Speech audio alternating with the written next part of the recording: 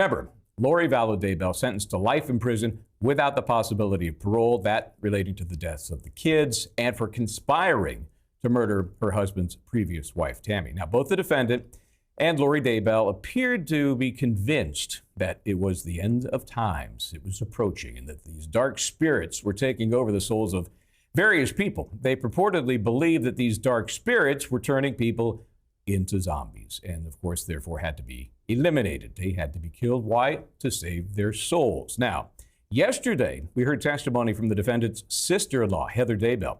She stated initially her relationship with Chad was cordial. It was kind of a normal in-law relationship. However, that took a turn when the defendant started having visions and showed some interest in moving to Rexburg, Idaho. Let's listen. So let me ask you this way. If you didn't believe these things, why do you need to care about it if he's out teaching this stuff to people? Because my opinion was that was incorrect and that he was spreading that around to other church members. And that's, as I was taught, you don't do that. Okay. So during this conversation that you were referring to in your home, did you ever confront Chad or tell him that you don't believe these things? I did. I told him that I wasn't feeling good about what he was saying and that I did. I was very blunt. I just flat out said, I don't believe what you're saying. What was his reaction to you? Chad doesn't show a lot of reaction, so it was just, okay. That was about it. He didn't argue or anything like that. Did you express concerns about whether or not he should move near you? Yes, Matt and I both did that. We decided years and years ago that we wanted to live apart from family. We do better that way as a couple, and had made a home for ourselves in Rexburg. We'd been in the area 15 years at that point. And we did express to him as he was looking at homes near us that if he needed to move to Rexburg, that was fine. Please just move somewhere not right in our neighborhood and not in our ward. How was it strained? Could you explain that?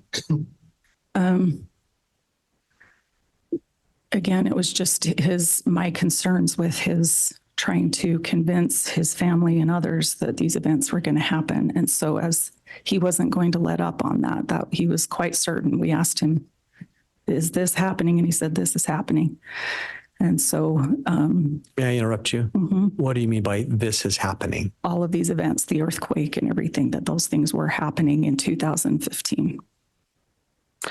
Did you later learn that he and Tammy did have immediate plans to move to Rexburg? It was shortly after that. I can't remember for sure. It was about a week or two. We did get a phone call that they had put an offer on the home that they bought and that they were moving. And approximately when did that happen? That would be summer 2015. I can't remember exactly if it was July, August. I don't remember for sure. When you found out about that, what was your reaction? What did you do? I cried. I was very upset. Asked my husband to please talk him out of it, but the home was already in process of being bought at that point. So there wasn't anything that I could do about it. Okay, sure. Move close to us. Well, not that close. Heather goes on to describe this discovery of the death of Chad Daybell's first wife, Tammy Daybell. She talks about, she and her husband, Matt Daybell, Matt is Chad's brother, they're on a work conference in Las Vegas. Chad calls them on an October 18th call. He's talking about Tammy's death. Listen to this. And can you please tell the jury how that call went? What did you first say and how did Chad respond? So just expressing my sympathy and shock that Tammy had passed away, and asked him what had happened, if he could explain to me what had happened. What did he say?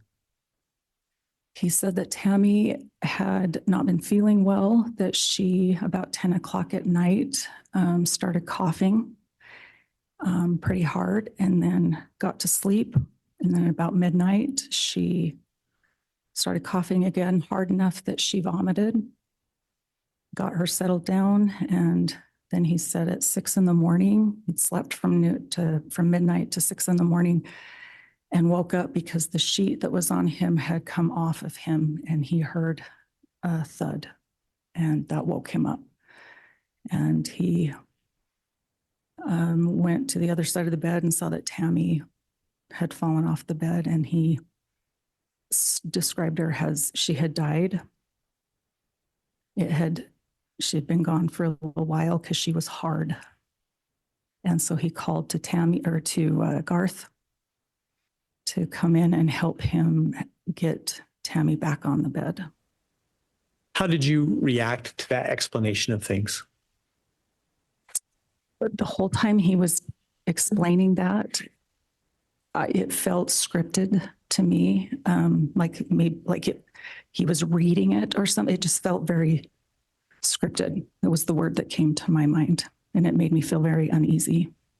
Did you say anything to him about that scripted feeling or anything else? I did not. I asked him if he was going to have an autopsy done to find out why she had passed, and he said no, that a coroner had come and looked at Tammy and could clearly see that there was matter in her throat, that's why she had died, as she had coughed hard and thrown up, and that had caused her death. So there was no need for an autopsy. And that was Chad's explanation to you? Sorry. Yes, it was. All right, yeah, don't get me started on that whole Utah, do we have an autopsy, do we not have an autopsy, because we have a coroner there. Remember, coroner's just a government official. I could be a coroner. That's frightening. It's not a medical provider. And so they didn't do an autopsy, and we know what happened from there. Okay, joining me this hour, I have attorney Catherine Luzardo and criminal defense attorney Paul Townsend, both here today. Good to have you both along. Paul, I have to say, when your lovely wife is here, she comes on the set. But you, is that restraining order? Something I said? No, wait, I'm sure let's just assume it's something I said. Okay, Paul, so let's start with this witness. This is a family member. How does this help the jury when you have a family member that's kind of picking up on the icky vibe that Chad Daybell is putting out? It's a very important witness from a jury's perspective, because a jury's going to look at somebody like Heather Daybell, who's the sister-in-law of Chad Daybell, and say, here's somebody who has known him for a really long time, who knows him in and out, is not just a police investigator who spent 20 minutes with him or a couple hours with him in an interrogation room, but somebody who can really talk to how he is. And you heard her talk about that a little bit. You know, Chad doesn't really have reactions. Chad doesn't really emote, you know, when they were talking about his belief system. So this is somebody who's really able to give the jury some color into who Chad Daybell really is. And I think it's very important also, not just the straight facts of what she's saying, but the subtext behind it. You heard her say, we really didn't want family, but really Chad moving close to us. You know, you can be like in the town, that's fine, but we don't really want you in our neighborhood. That's kind of an odd thing for family to say to each other. So there's going to be some subtext to that I think is part of the reason the prosecutor's bringing this out, is that somebody who knows him very well, who's known him for a really long time, has these specific feelings about him, and I don't think that that's going to be lost on the jury. Yeah, and that's a good point. I mean, how many folks have family members that are, yeah, move to town? No, not that close, Catherine. I mean, come on. I know that would not happen to you, but it is an interesting dynamic because can you imagine Thanksgiving around the table there? What do you think this witness, other than this interesting dynamic, might bring to the mix in terms of some of the underlying facts of the charges, you know, now pending against Chad Daybell, three counts of murder? What is she bringing us on that level? Well, in terms of that, we just heard her testimony, how Chad called them and told them about Tammy's death. And what's critical about her testimony, she said it sounded scripted, and she felt uneasy about it hearing him over the phone. It sounded like he was reading something. That's pretty much how scripted, sound for us. And what I thought too was when she was describing what Chad actually said during that phone call, it sounded so similar to what Chad mentioned to the other witnesses so far, such as some of his friends from the church, as to what happened to Tammy. So it seems like he's repeating the same words over and over again.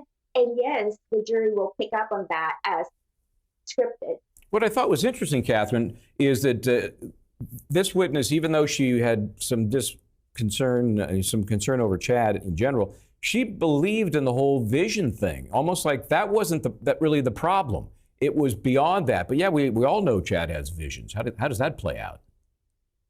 Yes, that is problematic for the state in terms of her belief in that. But her belief in the night and day and the visions won't really be much of a factor in terms of how he was talking about after Tammy's death. Because even Chad's own mother testified that she felt uneasy with how fast Chad seemed to have moved on after Tammy's death. We have to remember this trial is about Tammy's death, Tylee, and JJ's death. So those three, the state has to focus on and make sure that the evidence presents about those murders.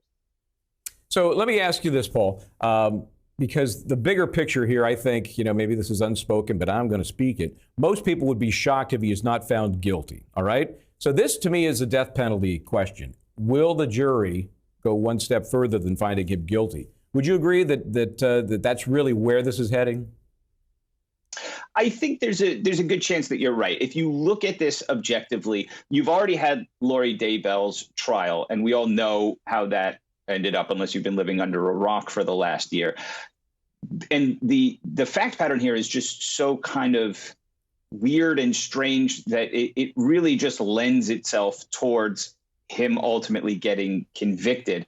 So I think you're right. I think most people are looking at the next step forward. What's going to happen at the end of this? Is this going to be a case where he gets the death penalty or not? And so part of what I'm sure is the defense strategy here is to already start introducing things with that in mind. Obviously, you're doing what you can to give your client the best defense possible, but you have to be thinking, this step, but also the future steps. And what do I need to do to ensure that his rights are protected, both for the trial and for a potential penalty phase, to make sure that I don't slip up and do something that might land him the death penalty. So I think that that's something that is going to be on the defense team's mind as this trial is going forward. Yeah, and this is one of those cases, just, I think, keeping him alive is a win. That's my take on it. Okay, all the insights this jury is getting include conversations between some of the players. Listen to this conversation between Daybell and this witness, Heather. In answering the question about being a pot stirrer, you talked about your father-in-law. Yes. Can you explain to the jury at what point did you confront your father-in-law when he called you a pot stirrer? There were several occasions that Matt and I both would let him know of our concerns about what Chad was participating in. And most of the time, the response was just, don't worry about it. Did he ever use the word pot stirrer to you? We were talking in a circle out in our driveway at my home, and we were talking about it, and don't be a pot stirrer. Do you remember when that particular conversation occurred? That would probably be 2015, 2016, somewhere in there. So that was before the issues with missing children and Lori came up, correct? Correct. So what were you specifically confronting the family about with respect to Chad at that time? My hope was that if his father had said something to him and showed some concern that these teachings and his beliefs were getting off track from the LDS mainstream beliefs, that he would maybe listen to his dad. All right, interesting insights there. And you may find this surprising, but this questioning between the two, Heather and Chad, wasn't a one-way street. It wasn't just Heather to Chad. Chad had told Heather, hey, you've always been a problem. So what he really meant by that, who knows? Paul, these little insights are so important to help this jury flesh out this relationship. At some point, though, do you think we're getting too deep in the weeds? There's always a line that you have to be cognizant of if you're a prosecutor presenting this stuff. You want to make sure that you're focused on the issues of the trial. You have 3 dead victims here that you want to get justice for. So on one sense, you want a Heather Daybell to present testimony and to kind of really color in some of the humanity of this case and talk about who Chad is how he reacts to things, give a little bit about his personality, because that is ultimately going to help you, because the jury is going to see who he is, how he reacts, and then they're going to understand why he might have done certain things or acted a certain way in response to certain things.